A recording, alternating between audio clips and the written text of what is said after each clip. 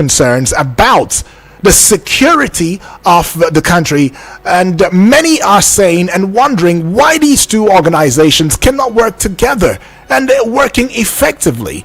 Now, the issue is further compounded by the fact that Nigeria has a shortage of police personnel, and at our current strength we are just about 400,000 personnel. That's at our current strength, far below the international standard of one police to 400 citizens. As it stands, it seems as though we are operating one policeman to about 600 or more citizens, and that is a very not acceptable, especially in a time like this when we are undergoing quite a lot of challenges, many of which has been pointing towards the place of insecurity in our dear country, Nigeria. However, we'll be joined by our guest, who is in the person of Mr. Benedict Oladekun Agunloye, and he is indeed an information personnel, policy and public affairs analyst, and we'll be having the conversation effectively, from this standpoint, and as well looking at some other research-based, issues that surround this particular conversation already, right? So yes, that's what we'll be looking at in the course of the discourse in a short bit. But it is also very noteworthy to bring to the fore the fact that some of the concerns, that this face off between the PSC and NPF, has brought about is the fact that with the current state of insecurity in the country, Nigerians are worried. We are really worried that the disputes between the PSC and the NPF will further compromise the security of the country. Now, according to the former Minister of Interior, in the person of Ogbeni Rauf Aregbesola, he said that the current situation or the current security challenges in the country require a well-trained and well-equipped police force, right? However, you should know that the current Minister of Interior is Olubunmi Tunjojo. But and then it also brings the issues of that borders around allegations of corruption and irregularities within the recruitment process, which has raised some concerns about the integrity of the police force. And the former chairman of the PSC, Musliu Smith, who happens to be a former Inspector General of Police, stated that the commission will not compromise on its integrity and will ensure that the recruitment process is transparent and merit-based.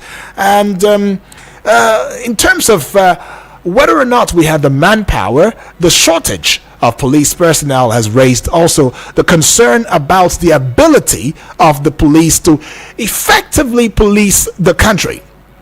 Right, so taking it off from the mouth of the current Inspector General of Police, Kayode Egbetukun, who noted that the police force is currently understaffed with a ratio of one police officer to 600 citizens, and this is far below international standards, right? And in the place of funding, where of course the funding of the police has also been, a matter of concern. If you recall that there were efforts by the Buhari administration at the time to looking into raising the bar for what the police force earns at the time and all of that. And this was as a result of some of the issues that kind of transpired, which of course the SRs was, one of such, voices, to speak against police brutality as well as welfarism for the police force, right? And this concern is very vital because it comes from a place of allowing for the momentum, allowing for the goodwill, allowing for the zeal to wanting to combat crime, and taking it off from what the former Minister of Police Affairs, Megari Dingyadi, had said, where he said the government is committed, to providing adequate funding for the police force, but the resources are limited. the resources are limited. And finally, of course, we'll talk about the training as a concern, where, the training of police officers has raised concern about the ability of the police to effectively handle security challenges. Now, a former commandant of the police training college, Ikeja, Lagos, Ahmed Bey Borno, noted that the police training curriculum needs to be reviewed to include modern police techniques and human rights, right? And that is just it. Well, just before we delve into, some of the implications and some other conversation, surrounding this matter, let's bring to fore our guest, Mr. Benedict Olalekon Agunloye. Welcome aboard, Mr. Benedict. Good morning. Yes, good morning once again. Feels good to engage in this conversation with you today. I mean, PSC versus the NPF as it stands. I mean, this is something that is recurring, and some have said that this might not be unconnected with the fact that the removal or the replacement of Arase, right? The replacement of Arase, within the police force, and that might be why we are seeing what we see at this point in time. But when you look at all of these and looking at the fact that this has happened even during the Buhari administration at the time, and it's reoccurring now at this point in time, what would come to your mind about this dispute that is ongoing between the PSC and the NPF? Well, if you ask me, I think the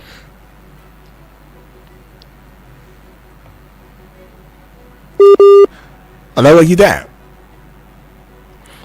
All right, we'll try to reconnect with our guest in a short bit as we engage, in that conversation. But there are some implications, though. There are some implications that, quite a number of Nigerians are beginning to say that, look, if we don't begin to look at these issues, we may not be able to get it rightly in this regard. And coming to think of it, that the police force is a very vital, force, in the sense that they handle the issues that has to do with criminality, especially within the system in the country, in the society, and all of that, while the military is looking at the territorial protection of the country.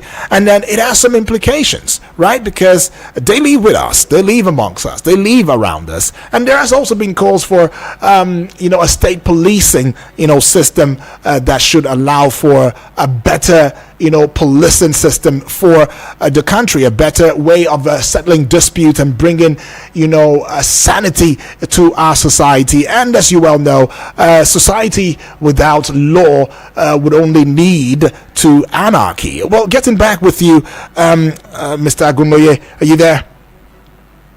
Yeah, I'm here. All right. Yeah, what I was saying is, it is straightforward. We have a police service commission whose rules and responsibilities are well defined. Right. Appointment and promotion is purely their duty. Yes, over time, I think the Police Service Commission Act was inaugurated in 2001 when Musiliu Smith was the IGP. But then a number of the contents or the prospects were not implemented, maybe until when he became the chairman of the Police Service Commission, and then he had to go to court to request the court to put the record straight, which I think on July 11, 2023, precisely, the Supreme Court pronounced that those powers as contained in the Act, as a matter of fact, belongs to the Police Service Commission. Right. Now, however, what I know is this: what that makes the Police Service Commission for me to be like is Director Human Resource in a blue chip environment. It's your function to recruit, but as a line manager, if you recruit for me staff that are not trainable, definitely I have the right to complain.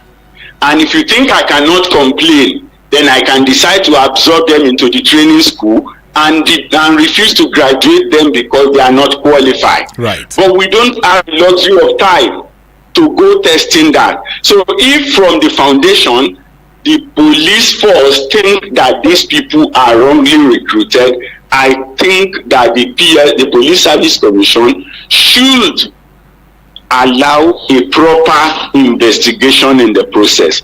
The allegations are straightforward. That there are people who did not write the exams who were on the final list.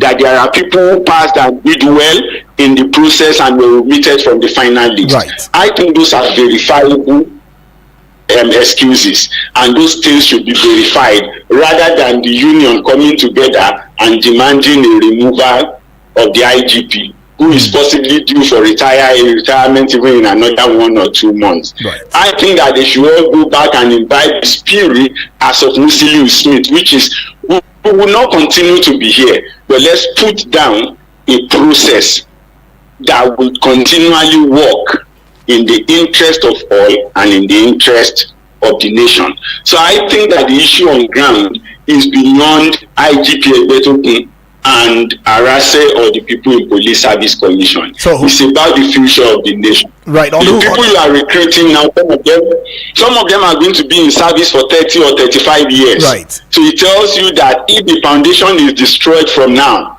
there won't be anything to build upon. Exactly. Well, we've also seen, issues, that where we see trigger-happy policemen who would harass, the civilians and, somewhat unprovoked, would just, open fire at civilians. We've heard some of these incidents and all of that, and quite a number of Nigerians are saying that if we don't get it rightly, just like you are saying now, that we might be recruiting another set of, persons who have not who do not merit to be officers within the police force to get into that, and that might just cause another hurt to the society and compound the problems that we are facing already. But then let's talk about some of the implications right there. I mean, there are some implications that border around compromised security, and where there's disputes between the PSC and NPF rather has compromised the security of the country, making it quite vulnerable to crime and insecurity. Do you think that indeed this action by these two, if it goes unresolved, that we might be indeed having issues of compromised security, issues of lack of trust, and matters that affect or border around ineffective policing in the country? Yes, we need to ramp up the number of police boots on ground as quickly as possible. So a delay in the recruitment process is not a palatable development. Right. However, competence and appropriateness should not be sacrificed on the altar of haste. The number of boots we have on ground obviously are too few, and we don't even have the equipment. I always tell people that in a state like Taraba, in the general Gimbu area, even when you have a 4-runner jeep, you cannot patrol that area effectively. And make sure that the commanders to an helicopter. I'm not even sure how many police helicopters are available in the northeast. When only Taraba State require about 3, they have 0. So you need to put more men on, because to ground and area with not equipment. So delaying recruitment, therefore, is dangerous for the nation. But like I said, you cannot sacrifice haste on the altar of compromising competence. If people have to offer bribe to get on the job, and you are giving them gun, then you are licensing them to also go and demand bigger bribes, or even get into crime and criminalities. So to a large extent, I think allegations of inappropriateness must be thoroughly investigated. Now, doing a thorough investigation, a thorough examination does not demand 1 year. It's something that can be done within a week. We're talking about documents and records. We're talking about events that has happened. The exams were conducted by JAM. So you could ask for the computer, show us who are the people that sat for the exam. You capture their biometrics, a lot of things were done. So within a week, I'm sure that the allegations can be resolved. They should prove the allegation. Police Service Commission should clear the air rather than living in denial or demanding for the removal of the IG. All right. They should allow for investigation. Okay, let's just open the phone lines at this point in time. I mean, the conversation is already trending, and yes, we've seen the matters that concern, these issues between the PSC and the NPF.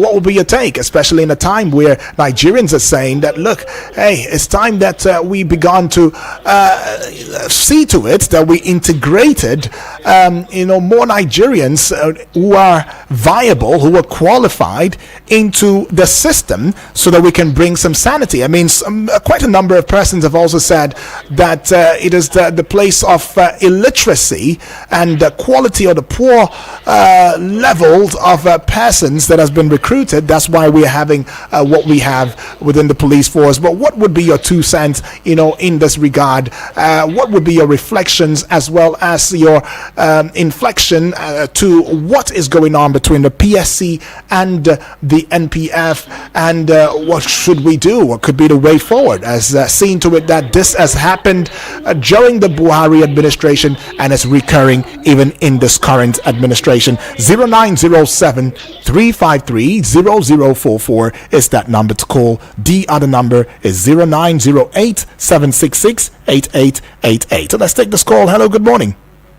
Hello, good morning, Mr. Edward. Yes, good morning to you. Your guest, right. Benedict. All right. Yes, my name is Hundu. All right, Hundu, welcome aboard. Yes, please. Yes, Mr. Edward, I want to start by saying that apart from the fact that you have mentioned that we have about 400,000 policemen or thereabouts. Yes, please. You see, which is never enough. And the worst thing is that most of those police officers are attached to VIPs. Hello? Yes, please, go ahead. Yes, apart from the fact that the number is not enough, most of those police officers are attached to VIP. You will see a Chinese man that is into construction. You will see 3 policemen be attached to him. You will see a Chinese man who is a mechanic. You will see some police officers being attached to him. You will even see some Yahoo boys. I saw some pictures of Yahoo boys who have been moving around with, our police officers. And you will see one politician being attached to about 30 police officers. And so, you see, and again, when it comes to recruitment, you will discover that the Police Service Commission and the IG, they will never agree because people do pay money for them to be recruited, just like your guests have said. And those who are benefiting from this money is not news. It's not something new. People who have been applicants, they will tell you how much they have been paid. And some big men also are bringing candidates.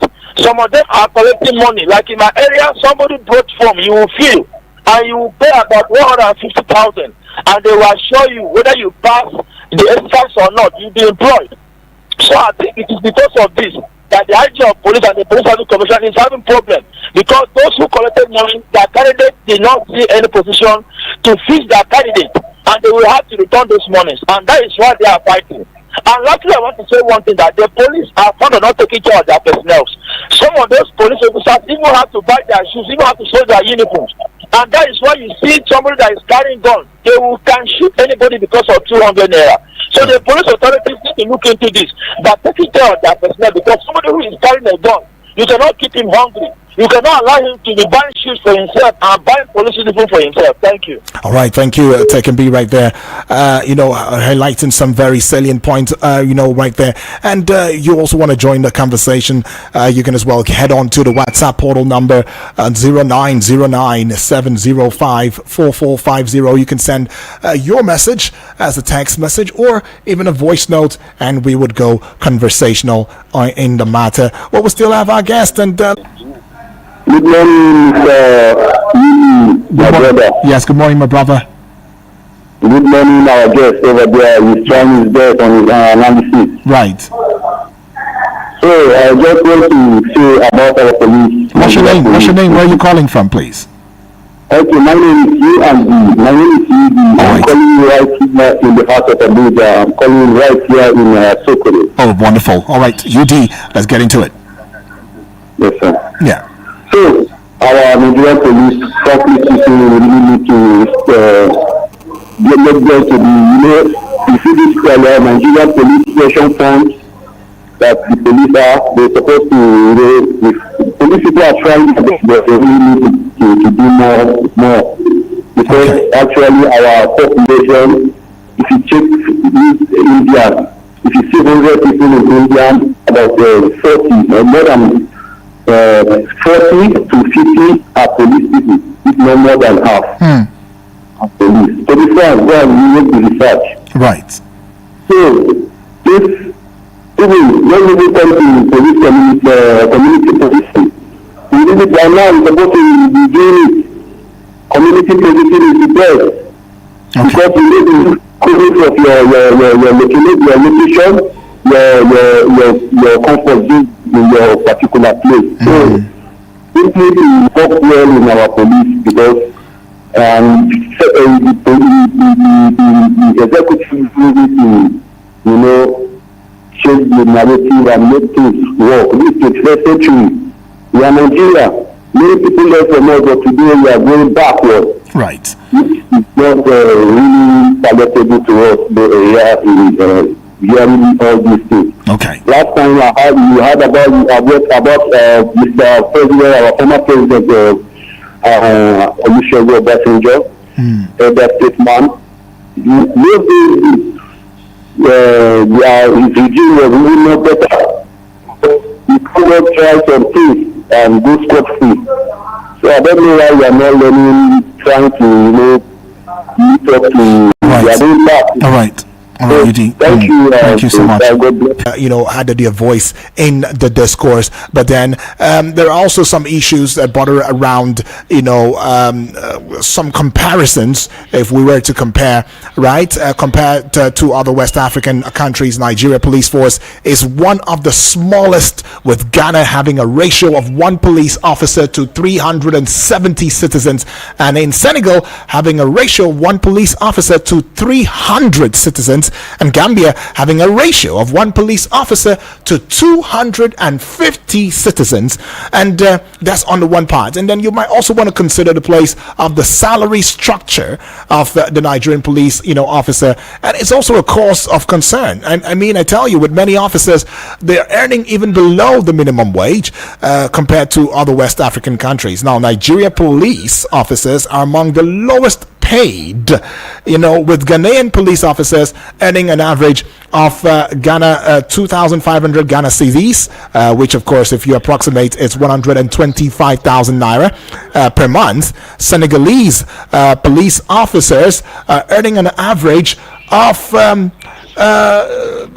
the central franc, currency right there, talking about the Central African franc. That's the currency used by the Senegalese, and is about 250,000, which is approximately 125,000 naira per month. And the Gambian police officers are earning as an average of GMD 15,000, which is approximately 75,000 naira per month, right? Gambian Dalasi, that's what they call it, all right? The GMD, Gambian Dalasi. And let's take South Africa, right, for example, too, which has a similar security challenge as Nigeria, has a police force of over 1.2 million personnel, with a ratio of police officers to 300 citizens.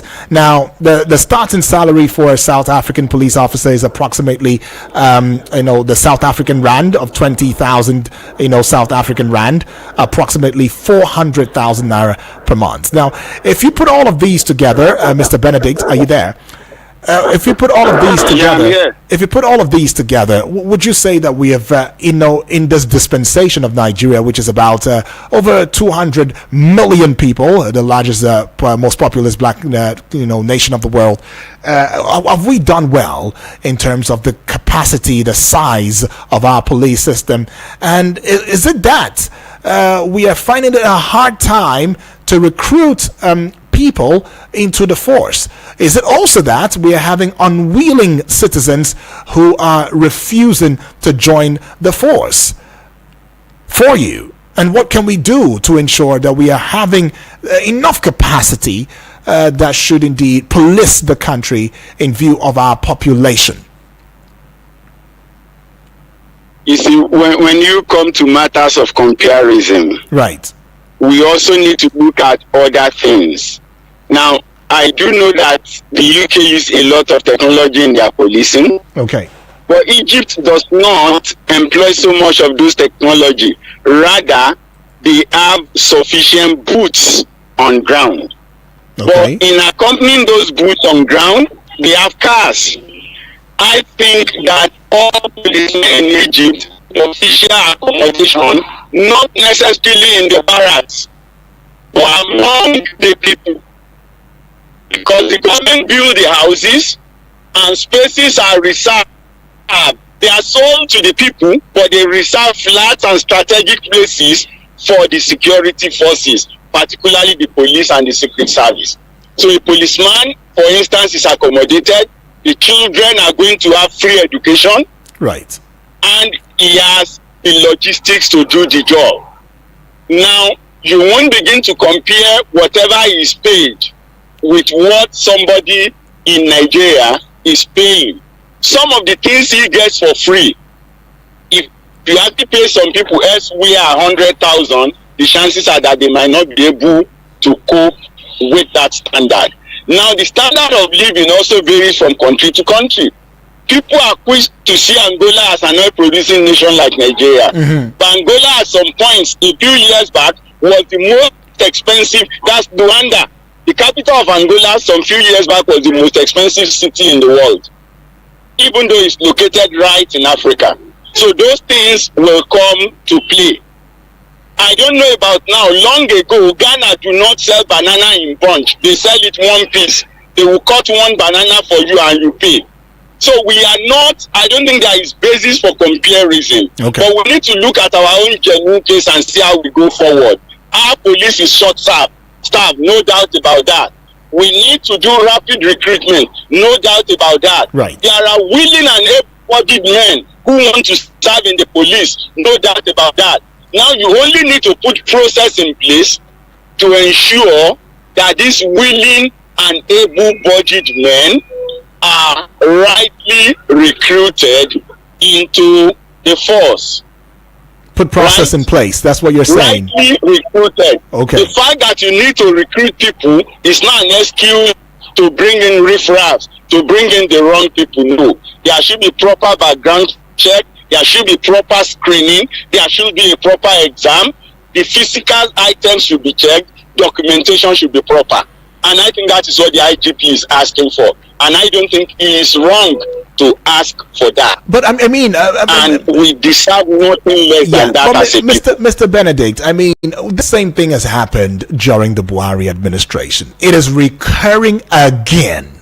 Right, because Nigerians would have expected that by now, right, some of these disputes between the PSC and the NPF should have been a thing of the past, right? But it's recurring again. So does this mean that the police in itself or the PSC together, they're not working in tandem? Does this also mean that they cannot come together and say, look, this is what we are going to do. If you're going to handle this part, then we handle this other part so that we can flow together. I mean, during the Buhari administration, this ugly, issue came up, and the president, the then president, former President Muhammad Buhari, had to step into the situation, and as a denouement, as a resolution to the matter, they came to an agreement whereby they had said that the NPF would conduct the training, the exercise, right, the recruitment process,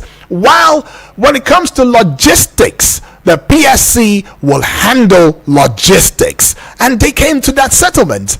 But now we are having that happen again. And Nigerians are beginning to ask questions such as, with the current state of insecurity in the country, right? We are worried that the disputes between the PSC and the NPF might just further compromise the security of the country.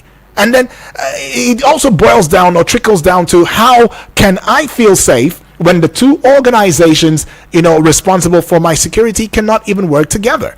It also brings, to limelight the place of corruption, which you mentioned earlier, that how can I even trust the police to protect me when there are, allegations of corruption and compromise even within the process of recruitment.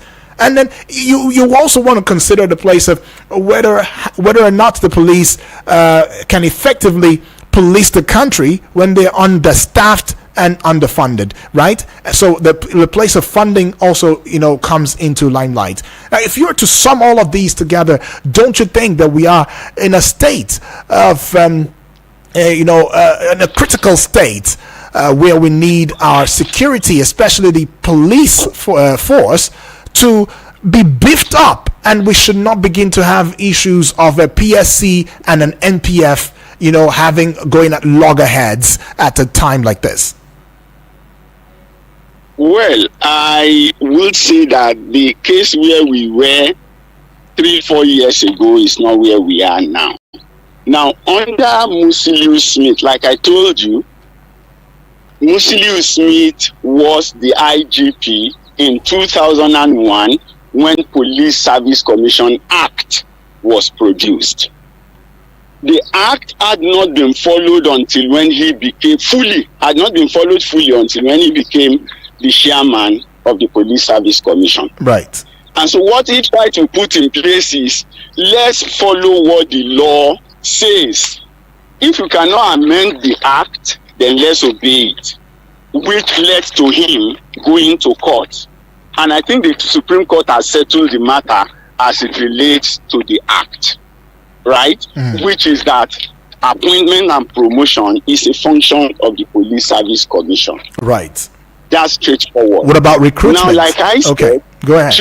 Recruitment is part of appointment. Okay, good. The only person the Police Service Commission should not appoint is the IGP. Right. Every other person they are meant to appoint. So why is the NPF coming at a time like this and saying that, hey, it's our job, it's our responsibility? It's not a function of saying it is our job. What they are saying is this. Now, like I told you, I used to be an engineering training manager. Right. If HR employs people that we think are not competent, are permitted to reject them, for instance, what we do in the training, we extend the training in touch individuals to see if we can build up their skill. Okay. And if we cannot build up their skill, we have had cases where engineers have to be fired from the foundation training. Right. Do you understand? That right from foundation, we have had them retired or resign the job because they couldn't build to do the job. But I think it's a small organization by then. I don't think we take more than 10 or 12 engineers at a time. But you are recruiting 10,000 people, right? Now you have to be sure that the process has been followed.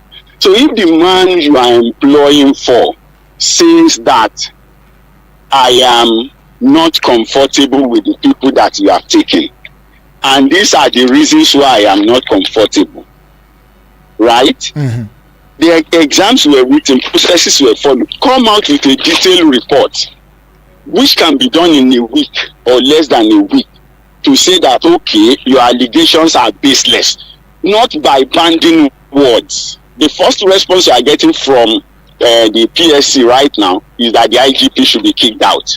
No. If the IGP is in charge, he is leaving maybe in 3 or 4 months or thereabout or very soon, right? But he will not be there tomorrow. Just like Smith left the Police Service Commission, but the Supreme Court case that he initiated is there today to guide everybody. And here now he is talking about whether Police Service Commission have the right to recruit or not. What they are only saying is that the process that you are put forward for recruitment has been violated, and as there has been. That's the issue now. So the case now is different from the case under Buhari, under power of who has the right to recruit. Right? Yeah. Is it the police or the Police Service Commission? Yes. But today we are not talking about who can recruit. Okay. Everybody has has agreed as to who can recruit. That the PSC will recruit. What we are saying is that if you are recruiting for me, I should give you an input into who are the elements I'm looking for. Right. And if you find the right elements for me, I can now put them in training, train them, and shun them out. We should not be wasting resources to train people that are not trainable, or to train people that will not meet the need of the service. Right.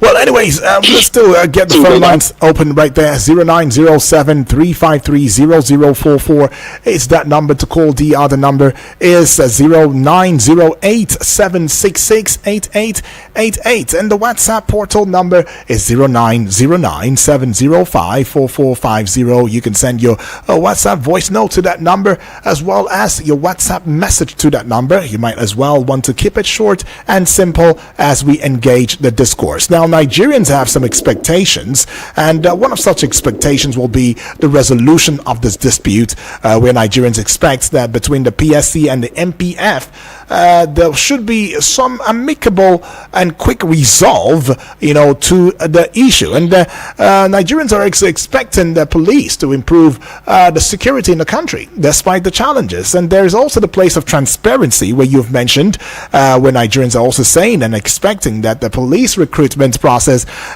be transparent and free from corruption. But what would be your recommendation, at this point in time? Well, we've seen processes put in place. It's just that the processes should be followed to the letter. Right. It should be as simple as that. Okay. There are processes for all these things. The recruitment have guidelines. Now, maybe there should be more automation in the process as well. Okay. Perhaps there should be more automation in the process as well. If possible, you have asked people to come and they have entered their biometrics, you can do background check. We possibly might have to check the certificates and all others. Because we've also, even in the recent past, we've had people who got to training before they discovered that the certificates they submitted are not correct, or they are forged, or they are adulterated, or whatever. Now, the case being straight is that we have the rules. Let's stay by the rules and let there be a continuous process. Right. There should be a continuous process of putting people in the police, in my opinion, because we are heavily short-staffed. People are also retiring. People are getting killed. People are getting maimed, which means that even the 350,000 or 400,000 people are banditting. How many of them have retired in the last 1 year? Right. The only time you hear so much announcement about retirement is when it is the very senior people. Let me put a peg to your thoughts, and let's just quickly take this call. Hello, good morning. Hello? Hello? Yes, good morning to you, please. What's your name? Yes. How are you? I'm fine, thank you. What's your name? Where are you calling from? My name is GB. GB, welcome aboard. Let's get into it. Yes. Good morning to your guests, Right. You are really spoken well. You see, the issue is very simple. Right. We need to ask the police, where were they when the recruitment was going on? From all we heard and we've seen on TV, the policemen themselves were part of the recruitment. Apart from the aptitude test, which they say jam handle, every other one, which is physical test and all those things, went through the police were involved. What I mean is that the police commission cannot just recruit for police without the policemen being involved. They were involved in it because they have some area of what kind of quality, the kind of qualification they are looking for. Right. Apart from the certificate, apart from the credentials, physical fitness, a lot of things there. So I believe that there's an issue there that they are not yet ready to tell the public. Right. That's the IGP himself. What is happening, because in fact the problem we had is that this is one of the most thorough and credible recruitment we have had. Right. They're now coming out to say no, it is not like this and that. I think we have the IGP to come and tell us more about what happened. Okay. And the president should intervene. The Minister of Police, the Minister of Police, and the Minister of Police, police, and other minister, the minister to come into it. to look at the paper and the process and scrutinize it to see if there's any area there where there's a kind of things are not done well. But as far as we are concerned, to me, I think it's not a matter that should even come to the fore, but to the public, because from what they had, people apply online. I will not see anybody that say somebody give me a note here and there. But if there are, maybe they are not as said, maybe they are very, to large extent. So let the president get into it and let them investigate what the issue is. For me, it's not an issue that is to be, that will take our time. Thank you very much. All right, thank you so much, GB. Well, GB, they're saying it might not be an issue that we should really base ourselves in. But when we look at the police force and what they do, the role they play in the society is something that we should indeed talk about. But GB is saying that the IGP has not really told us the entire truth, and he's also requesting that the president waded into the situation. Do you agree with that? Well, I do not agree with him saying that the IGP has not said the entire truth. Yes, he said the police were involved. If they were not involved, the allegations they are making would have been unfounded. What they are saying is there are people who did not pass the aptitude test who made the final list. How? There are people who they think did not meet the physical test or the physical qualities and are on the list. So I think the issue should be, it tells us, what the police is saying tells us that they've been part of the process. Like I said, I have been an engineering training manager before.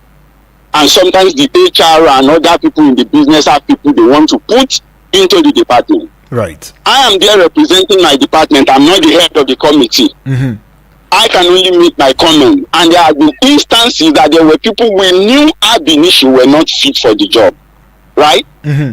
But because the powers that be want them, they come into training.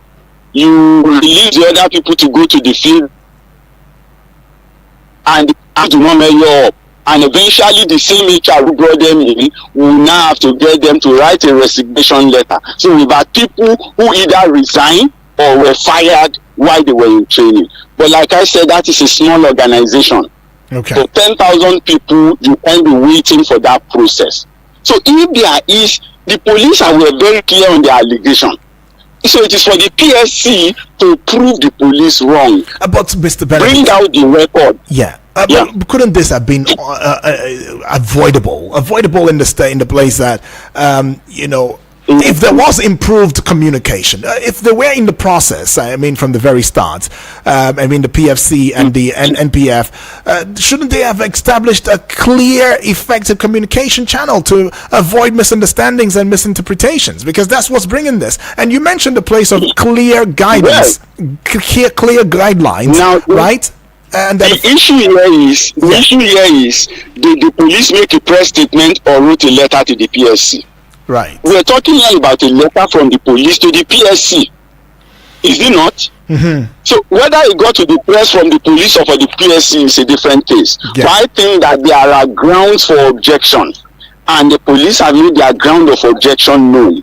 It is for the PSC to now say your fears are unfounded. Okay. And how do you do that? Bring out the list of all the people who wrote the exam, or the 10,000 that you have selected. Tell us what they score in the CBT test. Tell us what they score in the physical assessment. Show us what their certificates are. You know what I'm saying? Yes. And check and prove to us that they meet all required. All right, let me put a peg to your thoughts at this point and take this call. Hello, good morning. All right, that's the miss though. Keep the calls coming through. 0907-353-0044 is that number, or the other number 0908-766-8888. Hello, good morning. Good morning, brother. Yes, good morning to you. Elder Onaja, welcome aboard. Good morning. It's been a while. That's right. To you too. You see, I always say corrupt country ruled by corrupt men. The honest people in this country, they are great enemy to them. You see, anywhere where you go, if there's something go wrong, somebody has to do it. You see, improvement of police, custom, migration, and other organizations. The senator will give a letter. India will give later, Chief will give later. the car general will get later. Those ones that can't go training, they go directly. If the political head in that place, and then you send the link to the recruitment officer, you must obey. You know, obey, they're going to deal with you. That's what will happen. If you say all this is where they don't go to attitude test, then you have to especially later from the position and chief. That's why it has happened to us before. If you refuse to obey that order, they will fire you. So it's not this, and the pressure will be from Minister of Police as well. And then the chairman of Police Service Commission.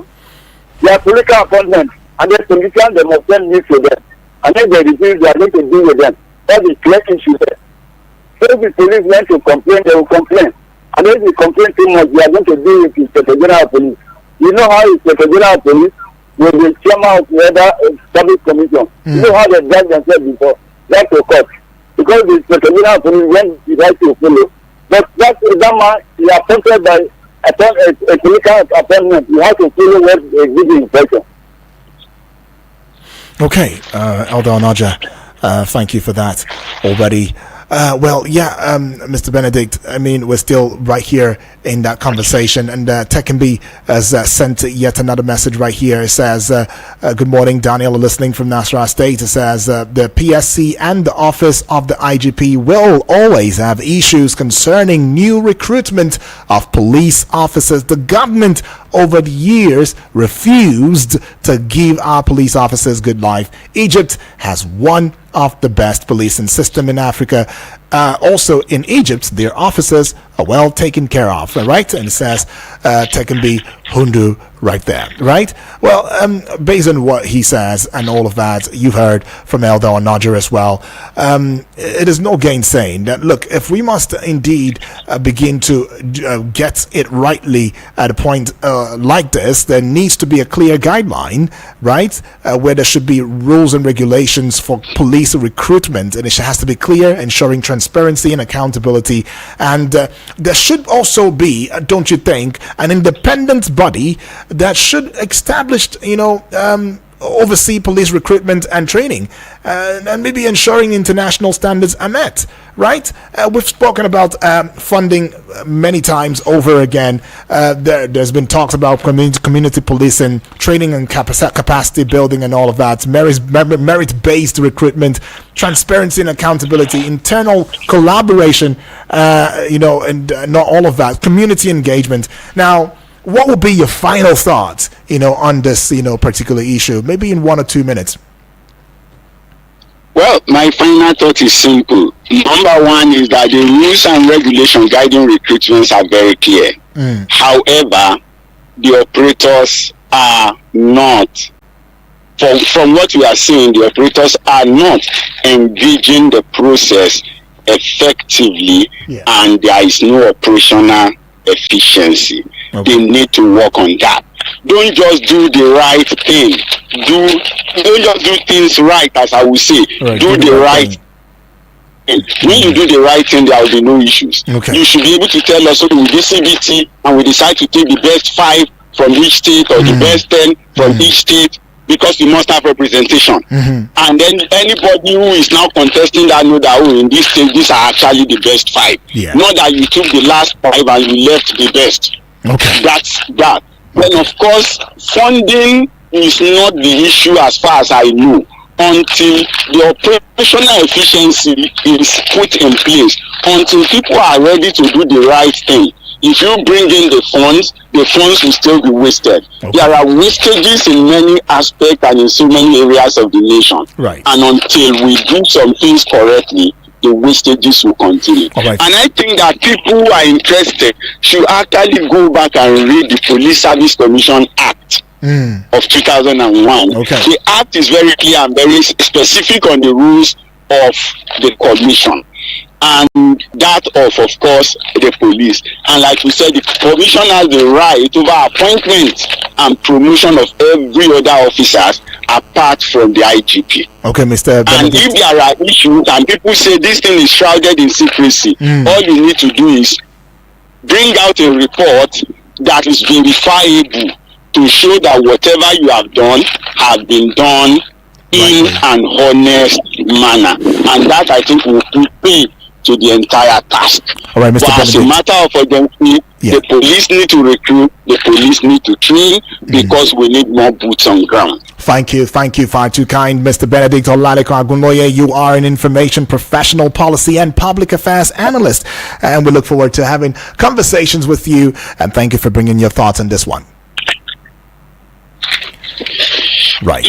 Okay, so this is where we call it a close, and want to say a big thank you to each and every one of us. I mean, you have had that conversation. We are looking forward to a better policing system and a better transparency, process that would indeed aid, better police officers, even in the country, so that we can indeed be able to tackle some of the insecurities that we face as a country, and of course introduce peaceful coexistence amongst each and every one of us. Well, I still see your calls, but thank you. Can't take any further as we are already overshot the time. Tomorrow is yet another day, and yes, we will get engaging, because politics and current affairs is what we are all about.